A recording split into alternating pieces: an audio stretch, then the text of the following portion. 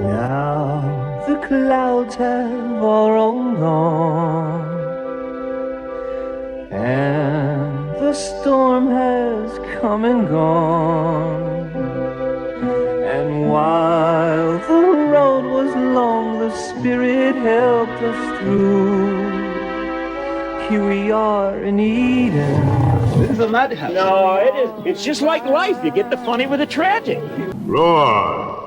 It's like a Joe Exotic wet dream.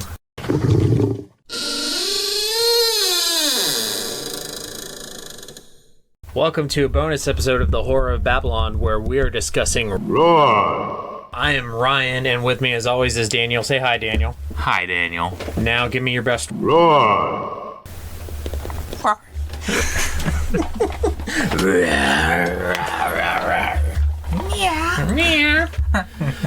Okay, so I'm not very roary. we just watched the film Roar! from 1981. Watched it immediately going to record. Not going to be a super long episode. Gonna hit you guys with some factoids. We're gonna talk about our opinions on the movie, rank it, and then maybe do some kings and Koontz and get out of here. The vampire's a pure myth, superstition. I may be able to bring you proof that the superstition of yesterday can become the scientific reality of today. So this movie was from 1981, budget of $17 million, took in $2 million at the box office. Director thought it was going to bring in 150. 150 million. The director was Neil Marshall, was also the writer. This was his first and last film as a director. Previous credit, he was a producer on The Exorcist.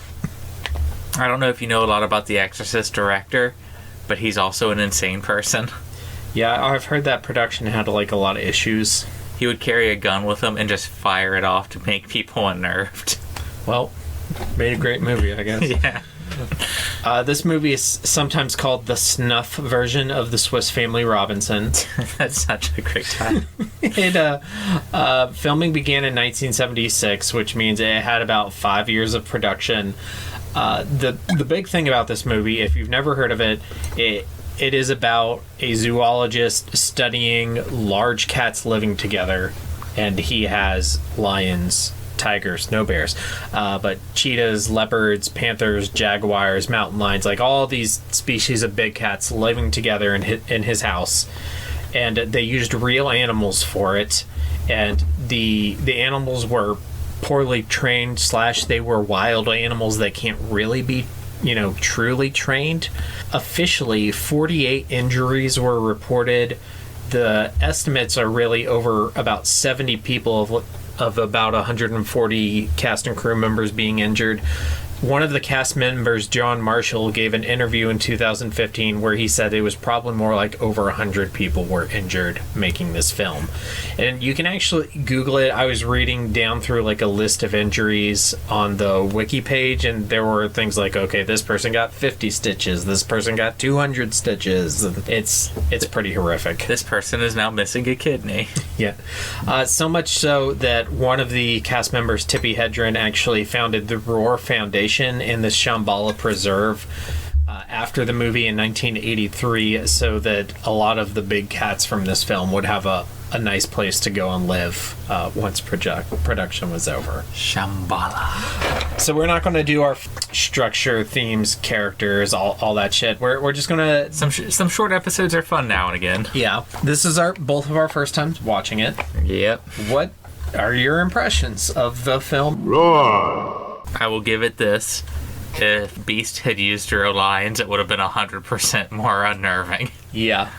This movie made me super uncomfortable because I guess I've seen too many mauling videos. I tried to watch it by myself, made it about 20 minutes in, was so triggered I had to turn it off. So we watched it together with alcohol. We held hands. We held hands and under the blanket. And it was still hard to get through just because it's so it's so hard to watch these actors, like, sometimes literally in a pile of lions with, like, 4 or 5 lions on top of them. And the movie keeps playing this, like, whimsical, oh, isn't this quirky music? Yeah, it's like the same music from the Ewok movies. Like, yay, it's the 80s and we're happy, and it's... Oh, I'm hiding for my life in a locker as lions are literally tearing the house apart trying to get to us. Yeah, it has, like, the same tone as, like, a family comedy animal movie, like a Beethoven or a Free Willy or Beethoven's a good comparison. Yeah, but just picture like 100 Beethovens that are not domesticated animals and are not trained and are prone to injure people. I told Ryan this like 4 or 5 times. If you changed the music to this movie, you could have sold it as a horror movie. Yeah, it might have done better. We talked about redubbing it and recutting it with new music to make it a horror movie. We talked about doing a fake commentary to like just make up shit that happened during production that actually didn't happen, or we hope didn't happen. It's like a Joe Exotic wet dream. I don't want to be like critical too much of the cast and crew, other than the people who were like in the decision making level, like the director and the producers, the people who made this happen. I'm sure they were super uncomfortable. Yeah, I feel bad for the cast, the crew, like the the everyday people who were making coffee and doing the photography and the lights and the sound and the makeup and all. Well, probably the makeup people probably didn't have to be there. I mean, they probably didn't do a lot of makeup because there's legit real blood in this movie. Don't tell me there isn't. It's just a scratch. It's just a scratch. Just tiger crawled on your boat, scratched you in the face. You're fine. Give me my funding. The main character of this movie is an insane person. He's insane, and either the actor who portrayed him is a brilliant actor, or he's also literally insane. I don't think he was an actor. I think they actually found this Crazy dude. I mean, he literally runs into a pile of fighting lions, and then he jumps into a river with fighting tigers. Saying, "Yo, you get off of man." And this is 1981. There's no CG. There's no practical effects. These aren't puppets. Like, it's all real animals. It literally reminded me of Tiger King the whole time I'm watching this, only worse somehow. It's real hard to watch. When I sat down, I was like, well, at the very least, we'll get to see a lot of pretty animals. And you do. But they're also, like, being forced to fight each other. There are scenes where it looked like they were probably drugged. There's scenes towards the end where they get shot by poachers and you like see them rolling down cliffs, so it looks, I mean, not like steep cliffs, but like embankments, so it looks like they drugged the animals and then rolled them down a hill. Yeah. The movie also has like a weird dub going on. Yeah. Where it feels like I can't say for sure that every line is dubbed, but it felt like almost every line in the movie was dubbed over whatever their original takes were. In the opening credits, there's a statement that says that they have to give the animals an acting and writing credit in the movie because the movie was kind of at the whim of the animals. So it kind of gave you the impression that they kind of had like a real basic gist of a story, but then they kind of just turned the cameras on and saw what happened with the animals and then kind of made a movie out of that. Tried to fill it in. Yeah. The quote-unquote villains of the movie, the poachers, which they weren't even set up to be poachers at the beginning. They were like, a game warden. So I don't even know what their jobs actually were. The main character has a house in the African wilderness where he's raising literally like 200 big cats of all these various species. Most of them not native to this part of Africa. Right. And at the beginning, like, a committee of people, it's not specific about who they are, but it seems like a committee of people are coming to review what he's doing. Several of them get injured. 2 of them turn into the villains, and they go and get guns, and they come back and they say they're going to kill all the animals. Yeah, and before, like, when he was at the dude's house, he's just like, I'm just going to shoot the tigers because they're not supposed to be here. Now, they made him say it like he's a bad guy. Yeah. But at the same time, I'm like, yeah, I mean, they really aren't supposed to be here. Like, I wouldn't want I would say trank them and, like, relocate them. Yeah. But at the same time, like, they injured, like, what, half a dozen people? Mm-hmm. And then what they do is they dub in this line. It's a super obvious dub where they have the villains go, oh, we'll skin them on our way back to make them seem more villainous instead of, I don't want to say they were reasonable, but they were more reasonable than... They weren't reasonable, but, I mean, they were definitely, like... There was at least logic to it. They were prioritizing human lives over animal lives, which I have to give some credence to. They were also prioritizing native animal species over invasive ones. Yeah, I mean, I wouldn't have gotten a rifle and hopped on a horse and ridden out to shoot all the tigers, but there's a middle ground. Yeah. And also, like, it's one thing to say, like, okay, I'm going to get 2 lions and 2 tigers, and I'm going to see how they interact in a controlled environment. But no, this guy literally had, like, dozens of animals in a chaotic environment with no... Like, I want to see what his methodology is. He said it. He said he was the employee, and the person in charge was the main lion who was in charge of the pride. Like, he had no control over these animals.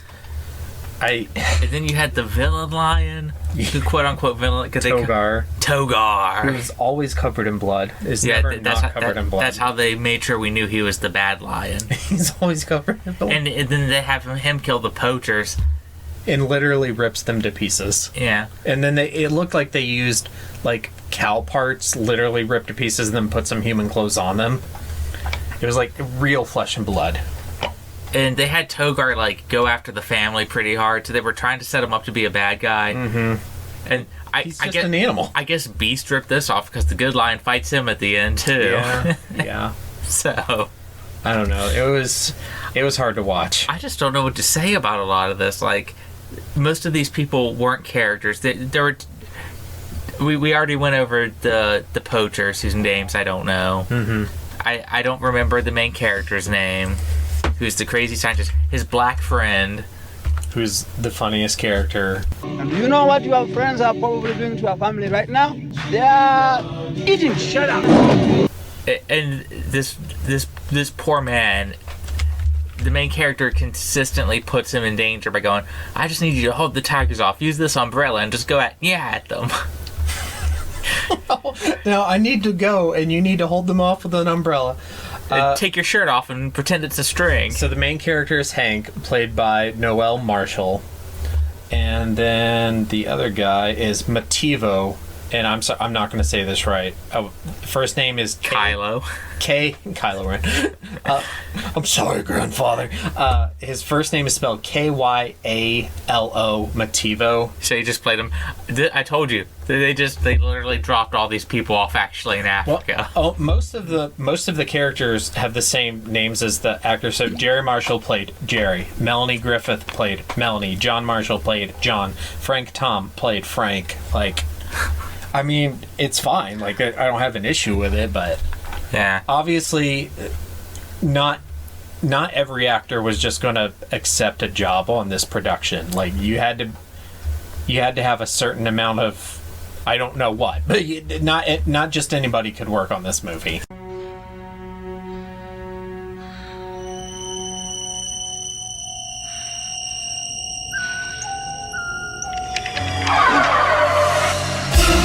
Kiss me, fat boy. So how about that awkward kiss me fat boy moment? Yeah. Where the daughter's all like, oh, maybe dad left because you weren't fucking him enough. And then the mom's all like, you got sex on your brain too much. It's gonna get you in trouble. And, then it never comes up again. No, I kind of thought we were gonna circle back to that. Like, she was gonna have like an affair with like one of her brothers. I don't know, like somebody in Africa. I don't know.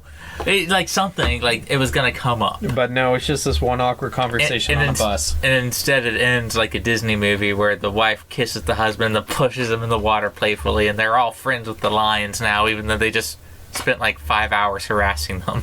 And also, there are 3 boats destroyed, 1 dirt bike, 1 car, several barrels, bikes, 2 bicycles, and basically an entire house. That house was destroyed. It was a nice house too. I could have lived there if it weren't for all the cats. I mean, if it was normal cats. So, if you are familiar with the crazy cat lady from The Simpsons, that's the same vibe I got from this guy, except for big cats, not house cats. Oh my God! Are you Stephen King? No, I'm Dean Koontz. Oh.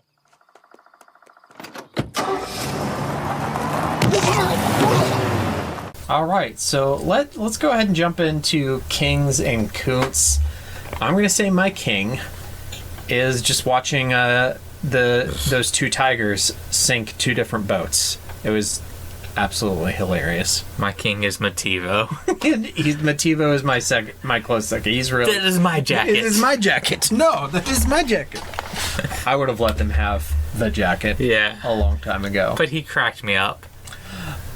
He did. And then my Koontz is just like, why did they not stop production after the first 40 people were severely injured? I mean, there's no way that these animals were treated correctly on set. The cast and crew were injured, and I'm sure they had a high turnover rate.